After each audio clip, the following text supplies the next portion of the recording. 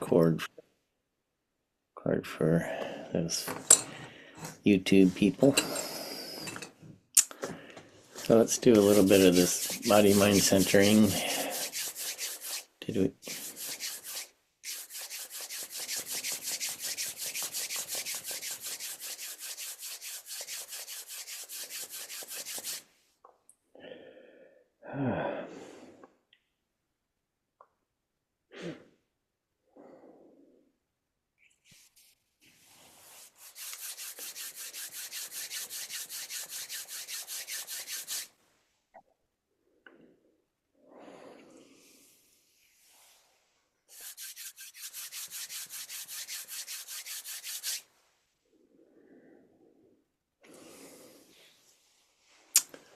All right, let's see how long my voice holds on.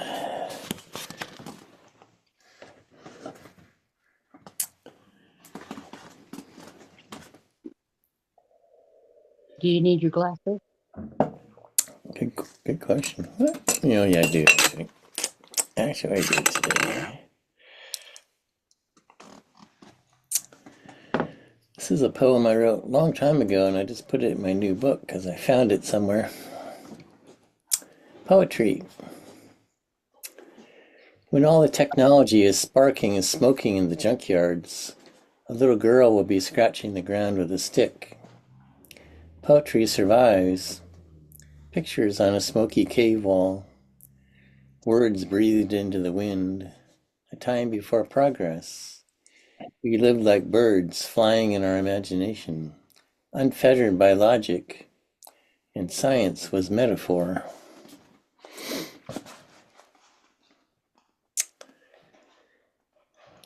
And this one's called Washing Away. The path winds through grasslands, then we see the blue Pacific. When we come to the promontory point and sit on the bench there, we see many rocks jutting out of the water. Some are mostly submerged. Other, higher ones are covered in white bird guano. Constantly, the ocean batters them. They seem impervious, but we know bit by bit they are being washed away into sand. Like these rocks, time is washing me away, but I don't notice it. I present a hard face to life, resisting thinking of my demise, but in that resisting, I also resist life. If I welcome the crashing waves, might I dissolve into life, my life, and find my true self swimming in the blissful sea of knowing. Nice one, John. Yeah, thanks. Put that one away. Let's see. And we go read this little one. Mount Tamalpais. This is in 6 parts. Number 1. The native people said she looked like a sleeping lady. I walked all over her in my youth. Now 60 years later, she is still like a mother to me. Number 2. I'm walking the old course of the gravity train. Gone now since 1930. It coasted down 8 miles only by gravity. You can see pictures. Men in black suits, women wearing mink stoles and wide-brimmed hats. Number 3. Today, mountain bikers zoom downhill using the same gravity. My legs feel the gravity as each step is accepted by the ground. Number 4. The whoosh of a raven's wings go by. I hear that peculiar honk of theirs, so resonant in the still air. Number 5. Sitting, looking out on the bay, San Francisco tiny in the distance, I'm pondering Israelis fighting Palestinians. Back in the day, I would have been thinking about Vietnam. The mountain stays the same, and so do people. Number 6. It's beautiful today, the vibrant green, scented sage in the high elevation, majestic redwoods in the steep valleys. What is time anyway? Wistfully, I think I'd like to be buried here, my bones resting on the side of the sleeping lady, daily welcoming the cooling Pacific fog, all existence falling into the gravity of the moment. Oh, you I know like what? the line about your the ground accepted your footsteps. I like that line. Oh, yeah, yeah. I was working with that gravity theme. You know, I did start a poem today. I didn't finish it, but maybe I can read what I did. Let's see. Is it? So far, it's in three parts. Let's see. Number one. Every morning I say hello to my partner. She looks at me with clear eyes, captured in a photo maybe 20 years ago. As I breathe, the space around my heart feels tender. Number two. As I look at the finches, still in their little bodies, distinctions of alive and not alive blur. My reference point will someday change. Some things don't change. Number three. The makers of great art and cathedrals sought to capture a moment outside time. Looking at them, my heart expands. Someday, my dear, we will catch up. Definitely not finished, but It's very thoughtful. a start. Yeah, I do. My old partner, I guess she's gone now 10 years, but I look at her picture every morning. Actually, I look at two old partners in their pictures.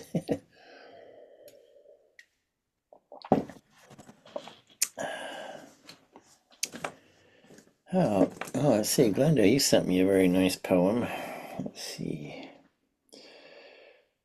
Where is that one? That poem, I wrote it, part of it in at 2:30 in the morning. Several times, I kept turning the light off and on, like somebody outside would have thought it was really slow Morse code, but with the light going off and on. But it took me. I would write a line and then I'd go back to sleep and then I wake up and write another line. It was just like that. Oh, that's fun. I don't usually write that way. Hmm, that's neat. Well, here it is. Yeah, you took it from that poem I wrote last week about what was it I was talking about? One of those old Yellowed pages on a one of those book. old yeah, those old one of those old poets. William Carlos Mhm. Williams, and he's yellowed pages in a library somewhere. So this is Glinda's poem Dust. I ponder as the sands of life fall through the hourglass. There's a book of yellowed pages perched on a dusty shelf. I sweep the dust that's settled soft upon my fevered mind. That's a nice line. As the days provide a cacophony of thoughts to gently slide. Forgotten as the time will come when dust will conquer light. Though it hasn't stopped just yet, I wait. A wanderer in the night. I know a book just needs a reader, and a song just needs to dance. A raindrop needs an upturned face as much as the cloud from whence it fell. But I haven't met the rain of dusk, nor a cloud to blot the sky. And if time's sands passes faster, then I'll read the rain until it's gone, and dance to songs made just for now, and yellow pages one by one, turned with dusty fingers drenched where rain has just begun at last. Well, that's a pretty impressive poem for being written late at night. Lovely. Thank you. Yeah, beautiful, Glenda. Mm, Thank you. that's great. Well, I think I'm just going to read a few more. My voice is starting to go. Here's here's a fun one by Neruda. Ode to the Watermelon. The tree of intense summer hard is all blue sky, Yellow sun, fatigue and drops, a sword above the highways, a scorched shoe in the cities. The brightness in the world weigh us down, hit us in the eyes, the clouds of dust. The sudden golden blows, they torture our feet with tiny thorns, with hot stones, and the mouth suffers more than all the toes. The throat becomes thirsty, the teeth, the lips, the tongue. We want to drink waterfalls, the dark blue night, the South Pole, and then the coolest of all, the planets crosses the sky, the round, magnificent, star-filled watermelon. It's a fruit from the thirst tree. It's the green whale of the summer. That's right, Ron. The dry universe all at once, given dark stars by this firmament of coolness, lets the swelling fruit come down, its hemispheres open, showing a flag, green, white, red, that dissolves into the wild rivers. Sugar, delight, jewel box of water, phlegmatic queen of the fruit shops, warehouse of profundity, moon on earth. You are pure, rubies fall apart in your abundance, and we want to bite into you. Phlegmatic? What's that? Phlegmatic or phlegmatic? Phlegmatic, it's sort of kind of slow or something in it, like that. Anyway, the poem's not done yet. It's a long one. To bury our face in you, and our hair in the soul. When we're thirsty, we glimpse you like a mine or a mountain of fantastic food. But among your longings and our teeth, you change simply into cool light that slips in turn into spring water that touched us once, singing. And that is why you don't weigh us down in the siesta hour. That's like an oven. You don't weigh us down. You just go by. In your heart, some cold ember turns itself into a single drop of water. Mm. Good old Neruda. Let's see. This one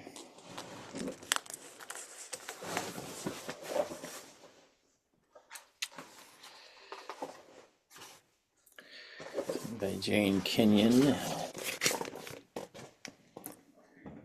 In several colors. Every morning, cup of coffee in hand, I look out at the mountain. Ordinarily, it's blue, but today it's the color of an eggplant. And the sky turns from gray to pale apricot as the sun rolls up. Main Street in Andover. I study the cat's face and find a trace of white around each eye, as if he made himself up today for a part in the opera. All right. That's an interesting turn.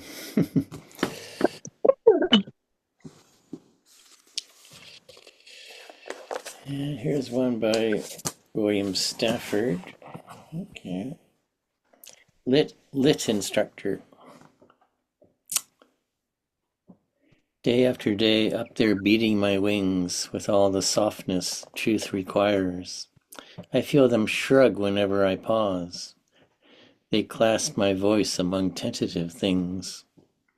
And they credit fact, force, battering. I dance my way toward the family of knowing, embracing stray air as a long-lost boy, and bringing him home with my fluttering. Every quick feather asserts a just claim. It bites like a saw into white pine. I communicate right, but explain to the dean. Well, right has a long and intricate name, and the saying of it is a lonely thing. I think I heard him say that on some video or something.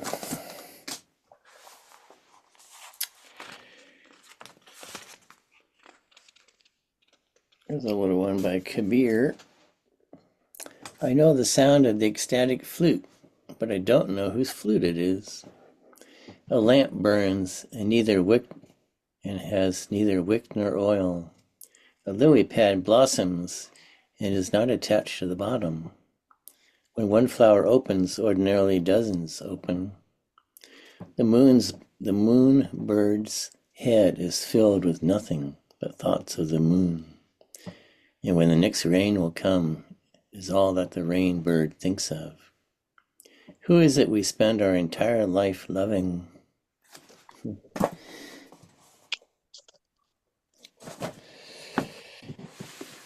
Okay, one more here in the Mary. This is somebody named Wayne Dodd. Of rain and air.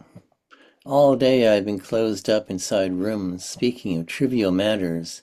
Now at last I have come out into the night, myself a center of darkness. Beneath the clouds, the low sky glows with scattered light.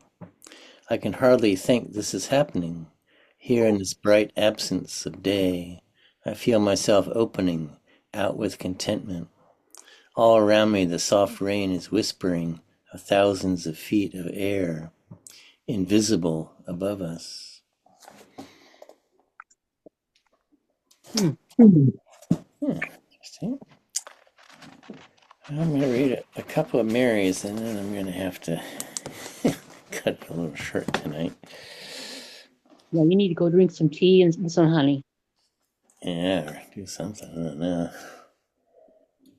Or some tea with some whiskey. It's funny when you feel That's sick, it okay. always comes on more when you're at evening somehow. Yeah. I thought I was well all day, and now all of a sudden it's come back.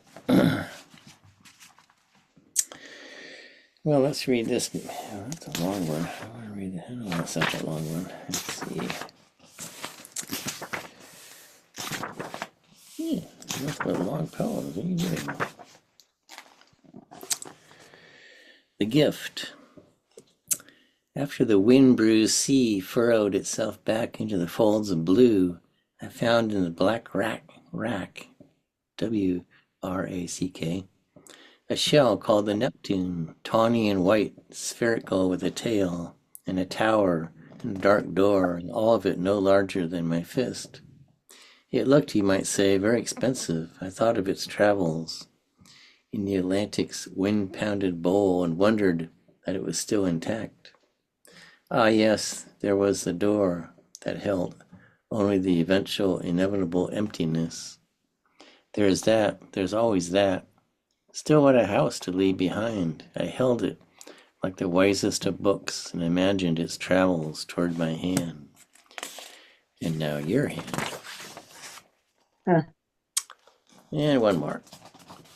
Coyote in the dark. Coyotes remembered. The darkest thing met me in the dark. It was only a face and a brace of teeth that held no words, though I felt a salty breath sighing in my direction. Once in the autumn that is long gone, I was down on my knees in the cranberry bog and heard in that lonely place 2 voices coming down the hill. I was thrilled to be granted this secret that the coyotes walking together can talk together. For I thought, what else could it be? And even though what emerged were 2 young women, 2-legged for sure, and not at all aware of me, their nimble young women's tongues telling and answering, and though I knew I had believed something probably not true, yet it was wonderful to have believed it, and it has stayed with me. As a present once given is forever given. Easy and happy they sounded, those 2 maidens of the wilderness, from which we have, who knows to what furious, pitiful extent, banished ourselves. All right, guys. Well, thanks, John. Thanks, And thanks, Tom. Glenda, for your poem. That was nice. Thank you. Guys, Feel better. Oh yeah, Please I may feel get better. sick, but then I'll get better. We'll see. Okay, everybody have a good week. You too. You Yeah, too. you guys all have Bye. good. Yeah. All have a good week. I'll see you next week, Wednesday. Okay, bye-bye.